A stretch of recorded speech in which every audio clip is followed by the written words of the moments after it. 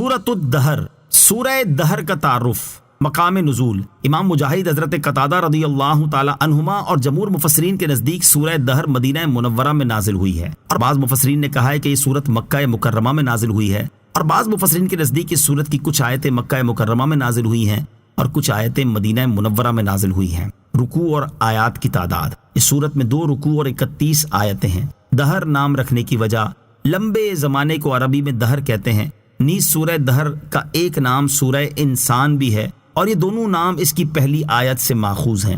سورہ دہر کے مضامین، اس سورت کا مرکزی مضمون یہ ہے کہ اس میں آخرت کے احوال بیان کیے گئے ہیں، اور اس سورت میں یہ مضامین بیان ہوئے ہیں۔ نمبر 1، اس سورت کے شروع میں انسان کی تخلیق کی ابتدا کے بارے میں بیان کیا گیا، اور یہ بتایا گیا کہ اس کا امتحان لینے کے لیے اللہ تعالیٰ نے اسے سننے والا اور دیکھنے والا بنایا ہے۔ نمبر 2، انسانوں کی 2 قسمیں بیان کی گئیں کہ بعض انسان شکر گزار ہیں اور بعض ناشکر ہیں۔ شکر کرنے والوں کی جزا جنت ہے اور ناشکری کرنے والوں کی سزا جہنم ہے۔ نمبر 3، نیک مسلمانوں کی جزا جنت کے اوصاف بیان کیے گئے اور ان کے وہ اعمال بتائے گئے جس کی وجہ سے وہ اس جزا کے مستحق ہوئے۔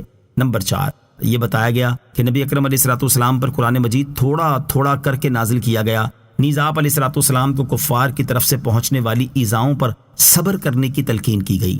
نمبر 5، دنیا کی فانی نعمتوں سے محبت کرنے اور آخرت کی ہمیشہ باقی رہنے والی نعمتوں کو ترک کرنے کی مذمت اور کفر و عناد پر وعید بیان کی گئی۔ نمبر 6، اس سورت کے آخر میں بتایا گیا کہ قرآن مجید تمام انسانوں کے لیے نصیحت ہے، تو جو چاہے اس سے نصیحت حاصل کر کے اپنے رب عز و جل کی طرف راہ اختیار کرے۔ سورہ قیامہ کے ساتھ مناسبت، سورہ دہر کی اپنے سے ماقبل سورت قیامہ کے ساتھ ایک مناسبت یہ ہے کہ سورہ قیامہ میں جنت اور جہنم کے اوصاف اجمالی طور پر بیان کیے گئے، اور سورہ دہر میں جہنم کے اوصاف اور خاص طور پر جنت کے اوصاف تفصیل سے بیان کیے گئے ہیں۔ دوسری مناسبت یہ ہے کہ سورہ قیامہ میں قیامت کے دن کافروں اور فاجروں کو پیش آنے والے دردناک امور بیان کیے گئے، اور سورہ دہر میں نیک مسلمانوں کو قیامت کے دن ملنے والی نعمتوں کا ذکر فرمایا گیا ہے۔ بسم اللہ الرحمن الرحیم۔ ترجمہ، اللہ کے نام سے شروع جو نہایت مہربان رحمت والا ہے۔ هل أتى على الإنسان حين من الدهر لم يكن شيئا مذكورا۔ ترجمہ، بے شک آدمی پر ایک وقت وہ گزرا کہ وہ کوئی ذکر کے قابل چیز نہ تھا۔ هل أتى على الإنسان حين من الدهر، بے شک آدمی پر ایک وقت وہ گزرا۔ اکثر مفسرین کے نزدیک اس آیت میں انسان سے مراد حضرت آدم علیہ الصلوۃ والسلام ہیں۔ اس صورت میں آیت کا معنی یہ ہے کہ روح پھونکے جانے سے پہلے حضرت آدم علیہ الصلوۃ والسلام پر 40 سال کا وقت ایسا گزرا ہے کہ وہ کوئی قابل ذکر چیز نہ تھے، کیونکہ وہ ایک مٹی کا خمیر تھے، نہ کہیں ان کا ذکر تھا، نہ ان کو کوئی جانتا تھا، اور نہ کسی کو ان کی پیدائش کی حکمت معلوم تھی۔ بعض مفسرین کے نزدیک یہاں انسان سے اس کی جنس یعنی حضرت آدم علیہ الصلوۃ والسلام کی اولاد مراد ہے، اور وقت سے اس کے حمل میں رہنے کا زمانہ مراد ہے۔ اس صورت میں آیت کا معنی یہ ہے کہ بے شک ماں کے پیٹ میں آدمی پر ایک وقت وہ گزرا ہے جب وہ کوئی قابل ذکر چیز نہ تھا، کیونکہ وہ پہلے نطفے کی شکل میں تھا، پھر جمع ہوا خون بنا، پھر گوشت کا ٹکڑا بنا، اور اس کی جنس کسی کو معلوم نہ تھی، یہاں تک کہ وہ لوگوں کے درمیان قابل ذکر چیز بن گیا۔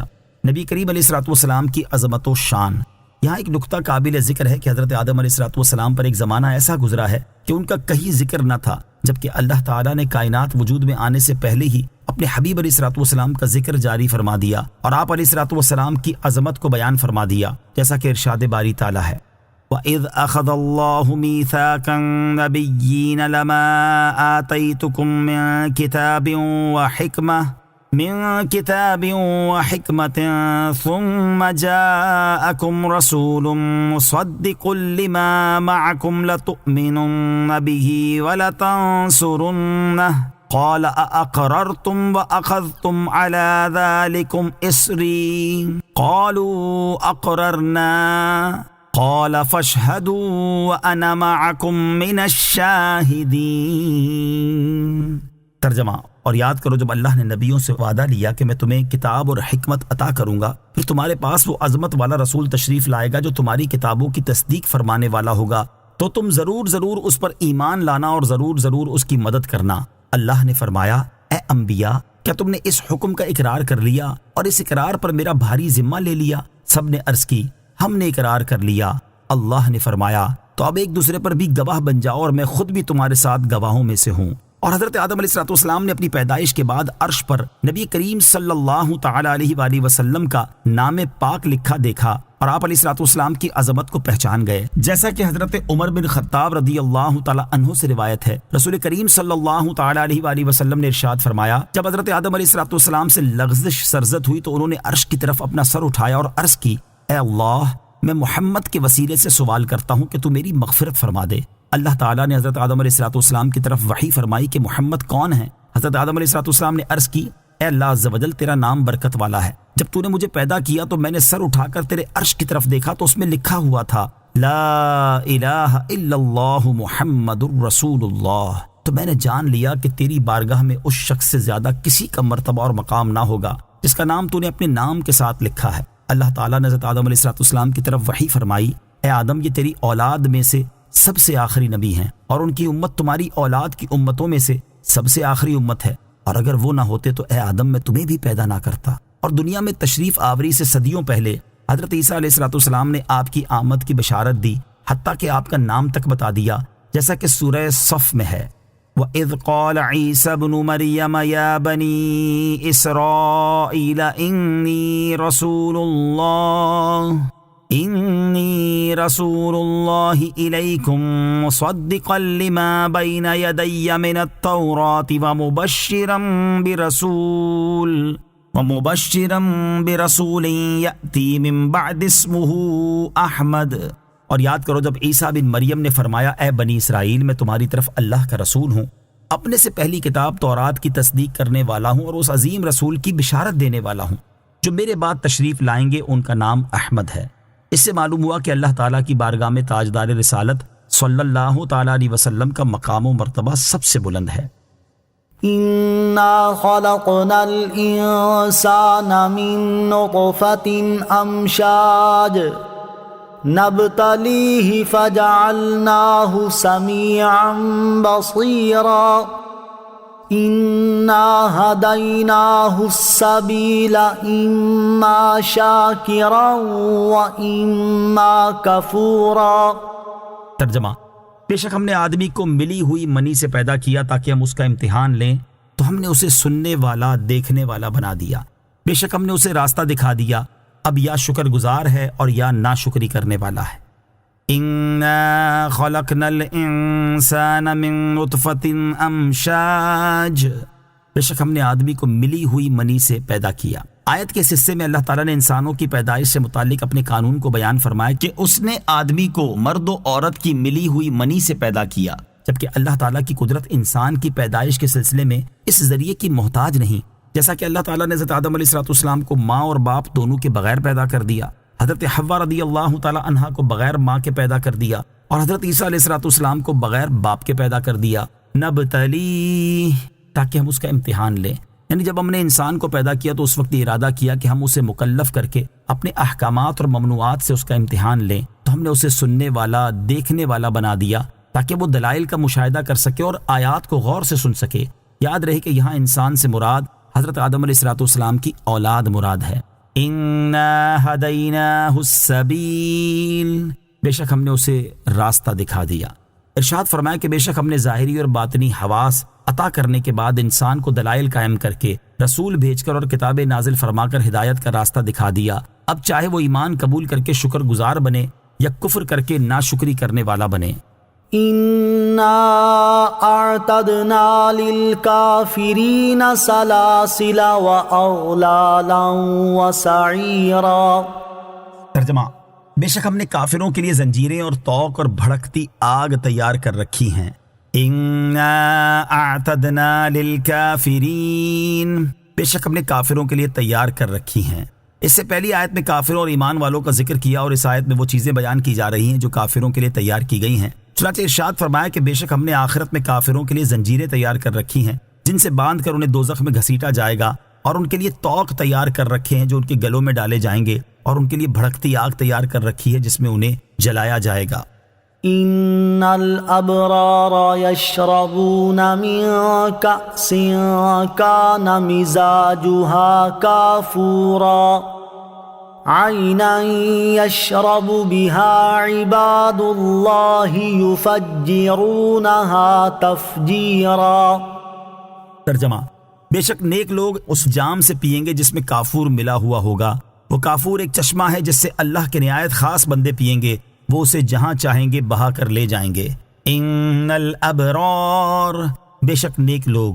کفار کا حال بیان کرنے کے بعد اب اس آیت اور اس کے بعد والی آیت میں ایمان والوں کا حال بیان کیا جا رہا ہے کہ بے شک نیک لوگ جنت میں اس جام میں سے پیئیں گے جس میں کافور ملا ہوا ہوگا۔ وہ کافور جنت میں ایک چشمہ ہے جس سے اللہ تعالیٰ کے نہایت خاص بندے پیئیں گے، اور وہ اپنے مکانات اور محلوں میں اسے آسانی کے ساتھ جہاں چاہیں بہا کر لے جائیں گے۔ نیز کافور ملا جام پینے سے انہیں کوئی نقصان نہ ہوگا، کیونکہ جنتی لوگ جنت سے جو کچھ کھائیں پیئیں گے اس سے انہیں کوئی نقصان نہیں پہنچے گا۔ يوفون بالنذر ويخافون يوما كان شره مستطيرا۔ ترجمہ: وہ اپنی منتیں پوری کرتے ہیں اور اس دن سے ڈرتے ہیں جس کی برائی پھیلی ہوئی ہوگی۔ یوفون بالنذر، وہ اپنی منتیں پوری کرتے ہیں۔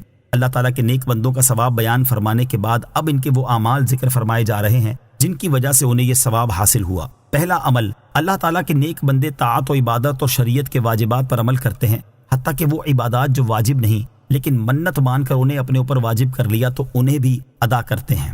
منت کی دو صورتیں یاد رہے۔ منت کی ایک صورت یہ ہے کہ جو چیز آدمی پر واجب نہیں ہے اسے کسی شرط کے ساتھ اپنے اوپر واجب کر لے۔ اس کا حکم یہ ہے کہ اگر ایسے کام کی شرط لگائی جس کے ہو جانے کی خواہش ہے، مثلا یوں کہا کہ اگر میرا مریض اچھا ہو گیا یا میرا مسافر خیریت سے واپس آ گیا تو میں راہ خدا میں اس قدر صدقہ کروں گا یا اتنی رکعت نماز پڑھوں گا یا اتنے روزے رکھوں گا، تو اس صورت میں جب وہ کام ہو گیا تو اتنی مقدار صدقہ کرنا اور اتنی رکعت نماز پڑھنا اور اتنے روزے رکھنا ضروری ہے۔ اس میں ایسا نہیں ہو سکتا کہ وہ کام نہ کرے اور منت کا کفارہ دے دے۔ اور اگر منت میں ایسے کام کی شرط لگائی جس کا ہونا نہیں چاہتا، مثلا یوں کہا کہ اگر میں تم سے بات کروں یا تمہارے گھر آؤں تو مجھ پر اتنے روزے ہیں، اس صورت میں اگر شرط پائی گئی یعنی اس سے بات کر لی یا اس کے گھر چلا گیا تو اب اسے اختیار ہے کہ جتنے روزے کہے تھے وہ رکھ لے یا کفارہ دے دے۔ منت کی دوسری صورت یہ ہے کہ کسی شرط کا ذکر کیے بغیر اپنے اوپر وہ چیز واجب کر لے جو واجب نہیں ہے، مثلا یوں کہے کہ میں نے اتنے روزوں کی منت مانی، یا اس طرح کہے کہ میں اللہ تعالیٰ کے لیے اتنے روزے رکھوں گا۔ اس کا حکم یہ ہے کہ جس چیز کی منت مانی وہ کرنا ضروری ہے، اس کے بدلے کفارہ نہیں دے سکتا۔ نوٹ: منت کے مسائل کے بارے میں تفصیلی معلومات حاصل کرنے کے لیے بحر شریعت جلد نمبر 2 حصہ 9 سے منت کا بیان مطالعہ فرمائیں۔ دوسرا عمل، اللہ تعالیٰ کے نیک بندے اس دن سے ڈرتے ہیں جس کی شدت اور سختی پھیلی ہوئی ہوگی۔ حضرت قتادہ رحمۃ اللہ تعالی فرماتے ہیں کہ اس دن کی شدت اس قدر پھیلی ہوئی ہوگی کہ آسمان پھٹ جائیں گے، ستارے گر پڑیں گے، چاند سورج بے نور ہو جائیں گے، پہاڑ ریزہ ریزہ ہو جائیں گے اور زمین پر کوئی عمارت باقی نہ رہے گی۔ وَيُطْعِمُونَ الطَّعَامَ عَلَى حُبِّهِ مِسْكِينًا وَيَتِيمًا وَأَسِيرًا۔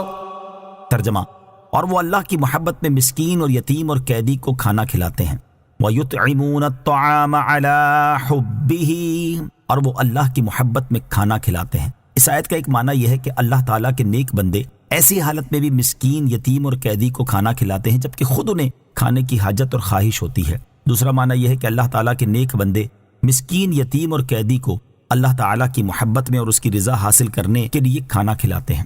مسکین اور یتیم کو کھانا کھلانے کی اہمیت، یاد رہے کہ مسکین اسے کہتے ہیں جس کے پاس کچھ نہ ہو، یہاں تک کہ وہ کھانے اور بدن چھپانے کے لیے اس بات کا محتاج ہے کہ لوگوں سے سوال کرے، اور یتیم اس نابالغ بچے کو کہتے ہیں جس کا باپ فوت ہو چکا ہو۔ مسکین اور یتیم کو کھانا کھلانے کی اہمیت کیا ہے، اس کا اندازہ ان آیات سے لگایا جا سکتا ہے۔ چنانچہ اللہ تعالیٰ ارشاد فرماتا ہے: أَرَأَيْتَ الَّذِي يُكَذِّبُ بِالدِّينِ فَذَلِكَ الَّذِي يَدُعُّ الْيَتِيمَ وَلَا يَحُضُّ عَلَى طَعَامِ الْمِسْكِينِ۔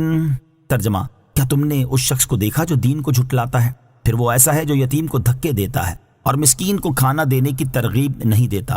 اور ارشاد فرمایا: فَأَمَّا الْإِنسَانُ إِذَا مَا ابْتَلَاهُ رَبُّهُ فَأَكْرَمَهُ وَنَعَّمَهُ فَيَقُولُ رَبِّي أَكْرَمَنِ وَأَمَّا إِذَا مَا ابْتَلَاهُ فَقَدَرَ عَلَيْهِ رِزْقَهُ فَيَقُولُ رَبِّي أَهَانَنِ كَلَّا بَل لَّا تُكْرِمُونَ الْيَتِيمَ وَلَا تَحَاضُّونَ عَلَى طَعَامِ الْمِسْكِينِ۔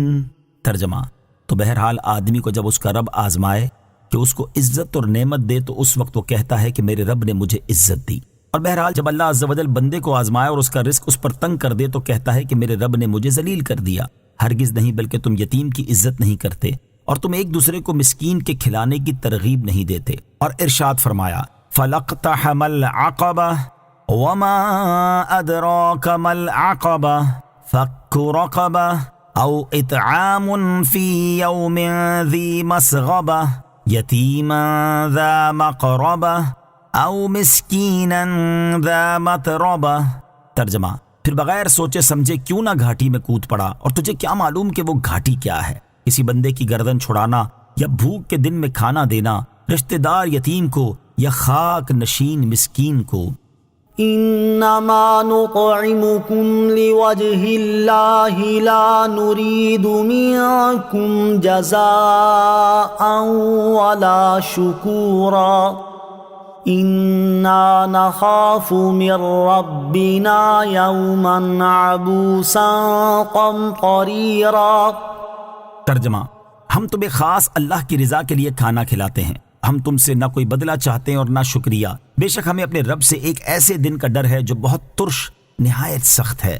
انما نطعمکم لوجہ اللہ، ہم تمہیں خاص اللہ کی رضا کے لیے کھانا کھلاتے ہیں۔ اس آیت اور اس کے بعد والی آیت میں فرمایا کہ اللہ تعالیٰ کے نیک بندے ان سے کہتے ہیں کہ ہم تمہیں خاص اس غرض سے کھانا کھلاتے ہیں تاکہ ہمیں اللہ تعالیٰ کی رضا حاصل ہو، اور ہم تم سے کوئی بدلہ یا شکر گزاری نہیں چاہتے، اور اس غرض سے کھانا کھلاتے ہیں کہ بے شک ہمیں اپنے رب عز و جل سے ایک ایسے دن کا ڈر ہے جس میں کافروں کے چہرے نہایت سخت بگڑے ہوئے ہوں گے، لہٰذا ہم اپنے عمل کی جزا یا شکر گزاری تم سے نہیں چاہتے، بلکہ ہم نے یہ عمل اس لیے کیا ہے تاکہ ہم اس دن خوف سے امن میں رہیں۔ کسی کے ساتھ بھلائی کرنے سے مقصود اللہ تعالیٰ کی رضا حاصل کرنا ہو۔ اس سے معلوم ہوا کہ صرف اللہ تعالیٰ کی رضا حاصل کرنے کے لیے کسی کے ساتھ بھلائی کرنی چاہیے، لوگوں کو دکھانا، اپنی واہ واہ چاہنا اور جس کے ساتھ بھلائی کی اس پر احسان جتانا یا اس کی طرف سے کوئی بدلہ حاصل کرنا مقصود نہ ہو۔ ایک اور مقام پر اللہ تعالیٰ ارشاد فرماتا ہے یا ایھا الذین آمنوا لا تبطلوا صدقاتکم بالمن والأذى كالذي ينفق ماله رئاء الناس۔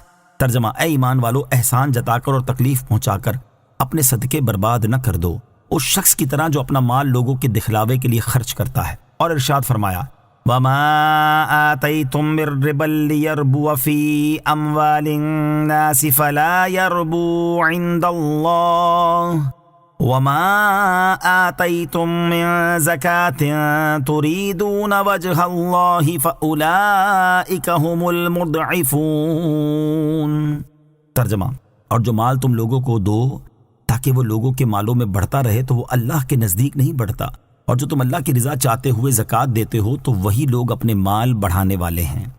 فوقاهم الله شر ذلك اليوم ولقاهم نضرة وسرورا وجزاهم بما صبروا جنة وحريرا متكئين فيها على الأرائك لا يرون فيها شمسا ولا زمهريرا ودانية عليهم ظلالها وذللت قطوفها تذليلا۔ ترجمہ، تو انہیں اللہ اس دن کے شر سے بچا لے گا اور انہیں تر و تازگی اور خوشی دے گا، اور ان کے صبر کے سبب انہیں جنت اور ریشمی کپڑے بدلے میں دے گا۔ وہ جنت میں تختوں پر تکیہ لگائے ہوئے ہوں گے، نہ اس میں دھوپ دیکھیں گے اور نہ سخت سردی، اور اس کے سائے ان پر جھکے ہوں گے اور جنت کے گچھے جھکا کر نیچے کر دیے گئے ہوں گے۔ فوقاهم اللہ شر ذلک اليوم، تو انہیں اللہ اس دن کے شر سے بچا لے گا۔ ارشاد فرمایا کہ تو ان نیک بندوں کے خوف کی وجہ سے اللہ تعالیٰ انہیں اس دن کے شر سے بچا لے گا جس سے وہ ڈر رہے ہیں، اور ان کے چہروں میں تر و تازگی اور دلوں میں خوشی دے گا۔ وجزاهم بما صبروا، اور ان کے صبر کے بدلے انہیں بدلے میں دے گا۔ اس آیت اور اس کے بعد والی دو آیات کا خلاصہ یہ ہے کہ اللہ تعالیٰ اپنے نیک بندوں کو گناہ نہ کرنے، اللہ تعالیٰ کی اطاعت کرنے اور بھوک پر صبر کرنے کے بدلے جنت میں داخل کرے گا، اور انہیں ریشمی لباس پہنائے گا، اور وہ جنت میں تختوں پر تکیہ لگائے ہوں گے، اور دنیا کی طرح وہاں انہیں گرمی یا سردی کی کوئی تکلیف نہ ہوگی، اور جنتی درختوں کے سائے ان پر جھکے ہوئے ہوں گے، اور جنت کے درختوں کے گچھے جھکا کر نیچے کر دیے گئے ہوں گے تاکہ وہ کھڑے بیٹھے لیٹے ہر حال میں بآسانی گچھے لے سکیں اور جیسے چاہے کھا سکیں۔ وَيُطَافُ عَلَيْهِمْ بِآنِيَةٍ مِّن فِضَّةٍ وَأَكْوَابٍ كَانَتْ قوارير من فضة قدروها تقديرا۔ ترجمہ، اور ان پر چاندی کے برتنوں اور گلاسوں کے دور ہوں گے جو شیشے کی طرح ہوں گے، چاندی کے شفاف شیشے جنہیں پلانے والوں نے پورے اندازہ سے بھر کر رکھا ہوگا۔ وَيُطَافُ عَلَيْهِمْ بِآنِيَةٍ مِّن فِضَّةٍ وَأَكْوَابٍ، اور ان پر چاندی کے برتنوں اور گلاسوں کے دور ہوں گے۔ اس آیت اور اس کے بعد والی آیت کا خلاصہ یہ ہے کہ ان نیک بندوں پر چاندی کے برتنوں اور گلاسوں میں جنتی شراب کے دور ہوں گے، اور وہ برتن چاندی کے رنگ اور اس کے حسن کے ساتھ شیشے کی طرح صاف شفاف ہوں گے، اور ان میں جو چیز پی جائے گی وہ باہر سے نظر آئے گی، اور ان برتنوں کو پلانے والوں نے پورے اندازے سے بھر کر رکھا ہوگا کہ پینے والوں کی رغبت کی مقدار نہ اس سے کم ہوگی اور نہ زیادہ۔ وَيُسْقَوْنَ فِيهَا كَأْسًا كَانَ مِزَاجُهَا زَنجَبِيلًا عَيْنًا فِيهَا تُسَمَّى سَلْسَبِيلًا۔ ترجمہ، اور جنت میں انہیں ایسے جام پلائے جائیں گے جس میں زنجبیل ملا ہوا ہوگا۔ زنجبیل جنت میں ایک چشمہ ہے جس کا نام سلسبیل رکھا جاتا ہے۔ وَيُسْقَوْنَ فِيهَا كَأْسًا، اور جنت میں انہیں ایسے جام پلائے جائیں گے۔ اس آیت اور اس کے بعد والی آیت کا خلاصہ یہ ہے کہ جنت میں ان نیک بندوں کو پاکیزہ شراب کے ایسے جام پلائے جائیں گے جن میں زنجبیل یعنی ایسا پانی ملا ہوا ہوگا جو ذائقے بے ادرک کی طرح ہوگا، اور اس کے ملنے کی وجہ سے شراب کی لذت اور زیادہ ہو جائے گی۔ اور زنجبیل جنت میں ایک چشمہ ہے جسے جنتی فرشتے سلسبیل کہتے ہیں، کیونکہ اس کا پانی رواں اور آسانی سے حلق میں اتر جانے والا ہے۔ یاد رہے کہ اللہ تعالیٰ کے مقرب بندے خالص اسی چشمے سے پئیں گے، جبکہ ان سے کم درجے والے نیک بندوں کی شرابوں میں اس چشمے کا پانی ملایا جائے گا، اور یہ چشمہ عرش کے نیچے سے جنت عدن سے ہوتا ہوا تمام جنتوں میں گزرتا ہے۔ وَيَطُوفُ عَلَيْهِمْ وِلْدَانٌ مُخَلَّدُونَ إِذَا رَأَيْتَهُمْ حَسِبْتَهُمْ لُؤْلُؤًا مَّنثُورًا۔ ترجمہ، اور ان کے آس پاس ہمیشہ رہنے والے لڑکے خدمت کے لیے پھریں گے، جب تو انہیں دیکھے گا تو انہیں بکھرے ہوئے موتی سمجھے گا۔ وَيَطُوفُ عَلَيْهِمْ بِلْدَانٌ مُخَلَّدُونَ، اور ان کے آس پاس ہمیشہ رہنے والے لڑکے پھریں گے۔ ارشاد فرمایا کہ اور ان نیک بندوں کے آس پاس ہمیشہ رہنے والے لڑکے خدمت کے لیے پھریں گے۔ وہ لڑکے نہ کبھی مریں گے، نہ بوڑھے ہوں گے، نہ ان میں کوئی تبدیلی آئے گی، اور نہ وہ خدمت کرنے سے اکتائیں گے، اور ان کے حسن کا یہ عالم ہوگا کہ جب تو انہیں دیکھے گا تو انہیں ایسے سمجھے گا جس طرح صاف شفاف فرش پر چمکیلے موتی بکھرے ہوئے ہوں۔ اس حسن اور پاکیزگی کے ساتھ جنتی لڑکے خدمت میں مشغول ہوں گے۔ وَإِذَا رَأَيْتَ ثَمَّ رَأَيْتَ نَعِيمًا وَمُلْكًا كَبِيرًا۔ ترجمہ، اور جب تو وہاں دیکھے گا تو نعمتیں اور بہت بڑی سلطنت دیکھے گا۔ وَإِذَا رَأَيْتَ ثَمَّ، اور جب تو وہاں دیکھے گا یعنی اے جنت میں داخل ہونے والے، جب تو جنت میں نظر اٹھائے گا تو وہاں ایسی نعمتیں دیکھے گا جن کا وصف بیان نہیں کیا جا سکتا، اور تو وہاں بہت بڑی سلطنت دیکھے گا جس کی حد اور انتہا نہیں، نہ اسے زوال آئے گا، نہ جنتی کو وہاں سے منتقل کیا جائے گا۔ اور اس سلطنت کی وسعت کا یہ عالم ہے کہ ادنا مرتبے کا جنتی جب اپنے ملک کو دیکھے گا تو 1000 برس کی راہ تک ایسے ہی دیکھے گا جیسے اپنے قریب کی جگہ دیکھتا ہو، اور قوت و دبدبے کا یہ حال ہوگا کہ فرشتے بھی اجازت کے بغیر نہیں آئیں گے۔ عَالِيَهُمْ ثِيَابُ سُندُسٍ خُضْرٌ وَإِسْتَبْرَقٌ وَحُلُّوا أَسَاوِرَ مِن فِضَّةٍ وَسَقَاهُمْ رَبُّهُمْ شَرَابًا طَهُورًا۔ ترجمہ، ان پر باریک اور موٹے ریشم کے سبز کپڑے ہوں گے، اور انہیں چاندی کے کنگن پہنائے جائیں گے، اور ان کا رب انہیں پاکیزہ شراب پلائے گا۔ عالیہم، ان پر ہیں یعنی ان جنتیوں کے بدن پر باریک اور موٹے ریشم کے سبز کپڑے ہوں گے، اور انہیں چاندی کے بھی کنگن پہنائے جائیں گے، اور ان کا رب عز و جل انہیں پاکیزہ شراب پلائے گا جو کہ انتہائی پاک صاف ہوگی، نہ اسے کسی کا ہاتھ لگا ہوگا، نہ کسی نے اسے چھوا ہوگا، اور نہ وہ پینے کے بعد دنیا کی شراب کی طرح جسم کے اندر سڑ کر پیشاب بنے گی، بلکہ اس شراب کی صفائی کا یہ عالم ہے کہ جسم کے اندر اتر کر پاکیزہ خوشبو بن کر جسم سے نکلتی ہے، اور جنت میں رہنے والوں کو کھانے کے بعد شراب پیش کی جائے گی، اسے پینے سے ان کے پیٹ صاف ہو جائیں گے، اور جو کچھ انہوں نے کھایا ہوگا وہ پاکیزہ خوشبو بن کر ان کے جسموں سے نکلے گا، اور ان کی خواہشیں اور رغبتیں پھر تازہ ہو جائیں گی۔ ان هذا كان لكم جزاء وكان سعيكم مشكورا۔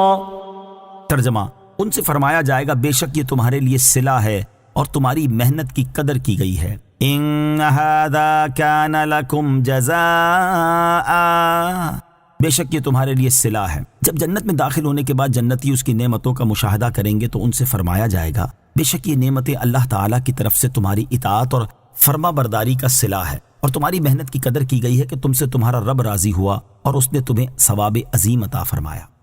انا نحن نزلنا عليك القرآن تنزیلا۔ ترجمہ، اے حبیب بے شک ہم نے تم پر تھوڑا تھوڑا کر کے قرآن اتارا۔ انا نحن نزلنا علیک القرآن تنزیلا، بے شک ہم نے تم پر تھوڑا تھوڑا کر کے قرآن اتارا۔ اے پیارے حبیب علیہ الصلوۃ والسلام، ہم نے آپ پر ایک ہی مرتبہ پورا قرآن نازل نہیں کیا بلکہ آیت آیت کر کے تھوڑا تھوڑا نازل کیا، اور اس میں اللہ تعالیٰ کی بڑی حکمتیں ہیں۔ اس سے مقصود حضور علیہ الصلوۃ والسلام کے دل کو تقویت دینا ہے۔ گویا کہ اللہ تعالیٰ نے ارشاد فرمایا، اے پیارے حبیب صلی اللہ تعالیٰ علیہ وسلم، یہ کافر اگرچہ قرآن کو کہانت اور جادو کہتے ہیں، لیکن میں تاکید کے ساتھ فرماتا ہوں کہ یہ قرآن میری طرف سے وحی ہے، حق ہے، اور ہم نے اسے تھوڑا تھوڑا کر کے نازل کیا ہے، لہٰذا آپ کافروں کی تانا زنی سے دل برداشتہ نہ ہوں، کیونکہ آپ سچے نبی ہیں۔ فاصبر لحكم ربك ولا تطع منهم آثما او كفورا۔ ترجمہ، تو اپنے رب کے حکم پر ڈٹے رہو اور ان میں کسی گناہگار یا ناشکری کرنے والے کی بات نہ سنو۔ فاصبر لحکم ربک، تو اپنے رب کے حکم پر ڈٹے رہو۔ شان نزول، عتبہ بن ربیعہ اور ولید بن مغیرہ یہ دونوں نبی کریم علیہ الصلوۃ والسلام کے پاس آئے اور کہنے لگے کہ اگر آپ عورتیں اور مال حاصل کرنے کے لیے اپنے دین کی تبلیغ کر رہے ہیں تو اس کام سے باز آئیے۔ اور عتبہ نے کہا کہ اگر آپ ایسا کریں گے تو میں اپنی بیٹی سے آپ کی شادی کر دوں گا اور مہر کے بغیر آپ کی خدمت میں حاضر کر دوں گا۔ اور ولید نے کہا کہ میں آپ کو اتنا مال دے دوں گا کہ آپ راضی ہو جائیں گے۔ اس پر یہ آیت نازل ہوئی اور اللہ تعالیٰ نے اپنے حبیب علیہ الصلوۃ والسلام سے ارشاد فرمایا، اے پیارے حبیب صلی اللہ تعالیٰ علیہ وآلہ وسلم، آپ رسالت کی تبلیغ فرما کر اور اس میں مشقتیں اٹھا کر اور دین کے دشمنوں کی ایذائیں برداشت کر کے اپنے رب عز و جل کے حکم پر ڈٹے رہیں اور ان میں کسی گناہگار یا ناشکری کرنے والے کی بات نہ سنیں۔ واذکر اسم ربک بکرۃ وأصیلا ومن اللیل فاسجد له وسبحہ لیلا طویلا۔ ترجمہ، اور صبح و شام اپنے رب کا نام یاد کرو اور رات کے کچھ حصے میں اسے سجدہ کرو اور لمبی رات میں اس کی پاکی بیان کرو۔ وَاذْكُرِ اسْمَ رَبِّكَ بُكْرَةً وَأَصِيلًا، اور صبح و شام اپنے رب کا نام یاد کرو۔ اس آیت اور اس کے بعد والی آیت کا خلاصہ یہ ہے کہ بعض مفسرین کے نزدیک یہاں ذکر سے نماز مراد ہے، چنانچہ صبح کے ذکر سے نماز فجر اور شام کے ذکر سے ظہر اور عصر کی نمازیں مراد ہیں، جبکہ رات کے کچھ حصے میں سجدہ کرنے سے مراد یہ ہے کہ مغرب اور عشاء کی نمازیں پڑھیں، اور باقی لمبی رات میں اللہ تعالیٰ کی پاکی بیان کرنے سے مراد یہ ہے کہ فرائض کی ادائیگی کے بعد نوافل پڑھتے رہیں۔ یوں اس میں تہجد کی نماز بھی شامل ہو گئی، اور بعض مفسرین نے فرمایا ہے کہ یہاں ذکر سے مراد زبان سے ذکر کرنا ہے، اور مقصود یہ ہے کہ دن رات کے تمام اوقات میں دل اور زبان سے اللہ تعالیٰ کے ذکر میں مشغول رہیں۔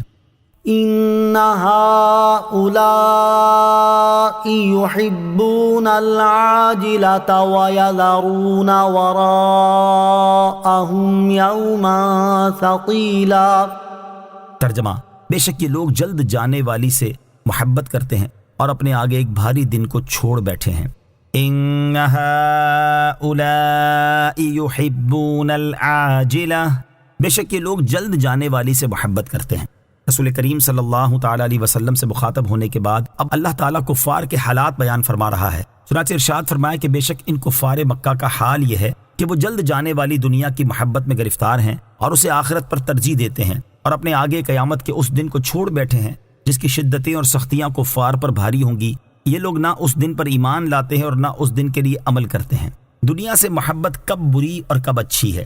اس سے معلوم ہوا کہ جب دین کو چھوڑ کر دنیا سے محبت کی جائے تو یہ بری ہے اور کفار کا طریقہ ہے، اور اگر دنیا کو دین کے لیے وسیلہ بنایا جائے تو اس سے محبت اچھی ہے۔ ہمارے اسلاف کا حال یہ تھا کہ وہ دنیا کا مال ملنے پر خوش ہونے کی بجائے غمزدہ ہو جایا کرتے تھے اور دین کی خاطر دنیا کا مال حاصل کرنے کی کوشش کیا کرتے تھے۔ جیسا کہ ایک مرتبہ حضرت عبد الرحمن بن عوف رضی اللہ تعالیٰ عنہ روزے سے تھے، جب افطار کے وقت ان کے سامنے کھانا لایا گیا تو فرمایا، حضرت مصعب بن عمیر رضی اللہ تعالیٰ عنہ شہید کیے گئے اور وہ مجھ سے بہتر تھے، انہیں ایک چادر کا کفن دیا گیا، اگر ان کے سر کو چھپایا جاتا تو قدم کھل جاتے تھے اور قدموں کو چھپایا جاتا تو سر کھل جاتا تھا۔